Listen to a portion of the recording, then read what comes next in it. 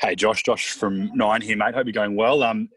How's this week been? Obviously, different preparations. You got a bit of a hit. Now you're back at home, ready to fly out. How are you feeling ahead of it all? And I guess how are you feeling form wise, given it's been a bit of an interrupted sort of start to pre-season. Are you feeling ready to go?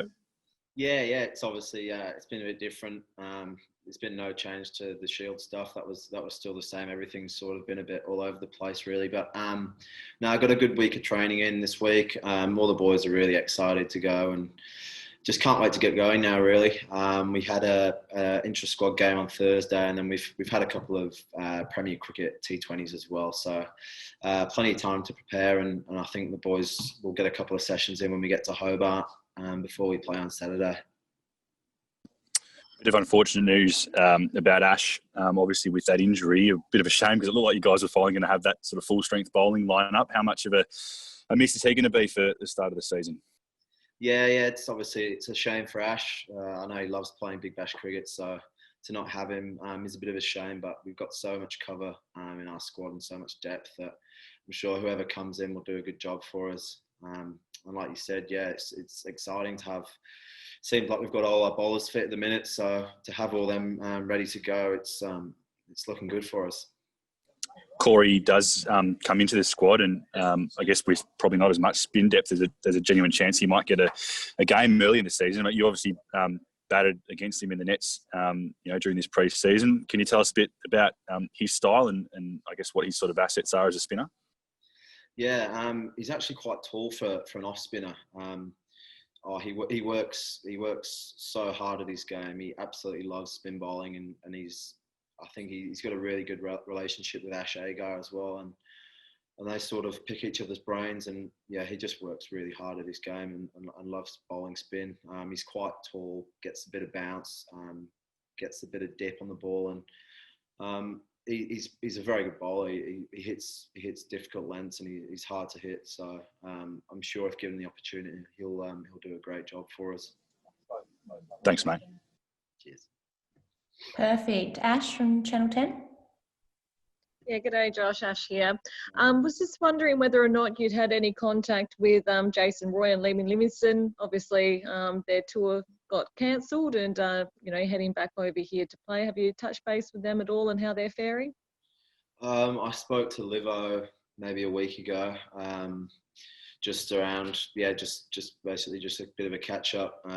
That was obviously before their series got cancelled. So he was just saying about their quarantine when they get back here, and obviously they'll be with us towards the back end of December. So looking forward to catching up with Liv again and meeting Jace. He's such an exciting player. So to be able to share a changing room with him will be pretty good come that time of the year.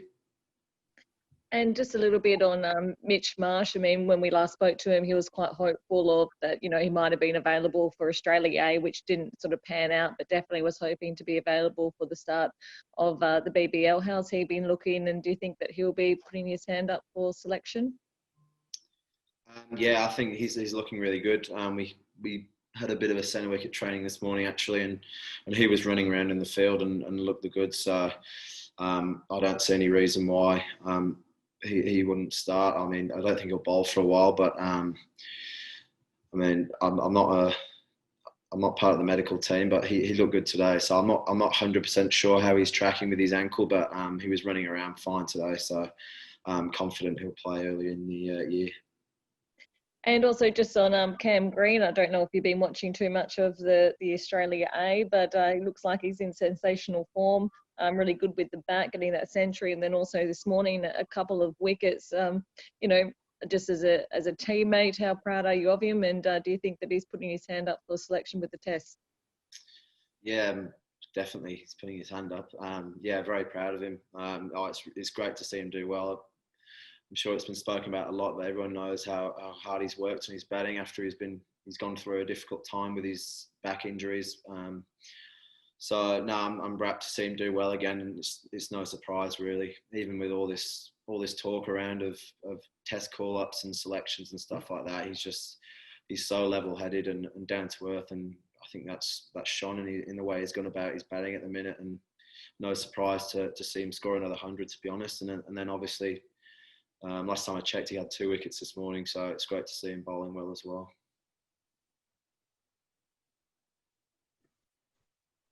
Thanks, Ash. Any other questions? Josh, I think? Yeah, thanks, Jojo.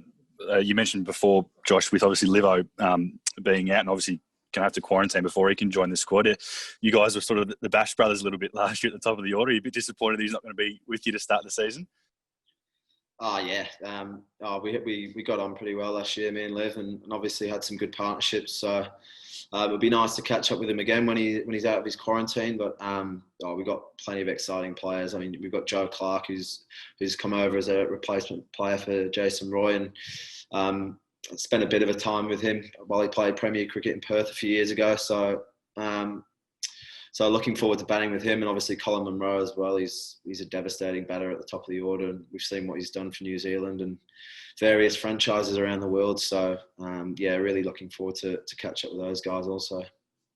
Are you looking now to, I guess, really, consolidate and maybe be a bit more of a leader at the top of the order now that Liam's going to be out for these couple of games? Obviously, he had a really impressive BBL 9, especially at the back end. You'd sort of take a bit more onus now with the top of the order and having been in the Scorchers lineup for a couple of years now compared to Joe, who's coming in. You're looking forward to, I guess, sort of leading the way and helping him get acclimatised to the Big Bash? Yeah, I think so. I mean, I'm going to play my own way regardless. But I think it's just about using my learnings from last year and my experience just to keep trying to do better this year. So getting those 20 to 40, 50s, making bigger runs and pushing up to 100 if possible. So, just being a bit more consistent and making some bigger scores would be nice. And as I said, just using those learnings from last year to really elongate my innings.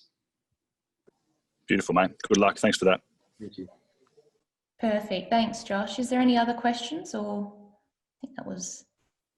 I just got one quick one, just a little bit about, the opening match against the Renegades, sort of just what you're kind of expecting and how they're looking. I haven't had too much of a look at their squad, to be honest. I'll probably do that sort of my homework a few days before the game and have a look at their bowlers. But what comes to mind, they're pretty, they go hard early on. Obviously, they've got Sam Harper. Sean, we know, is a devastating player, and he'll be a real key for them. And then they've got some quite a few spinners. So they've got Tahir, Mohamed Nabi, etc. So there's no weak teams in the BBL, and everyone's so strong. So they're pretty packed throughout. So we'll have to have a good look at all their blokes before the game.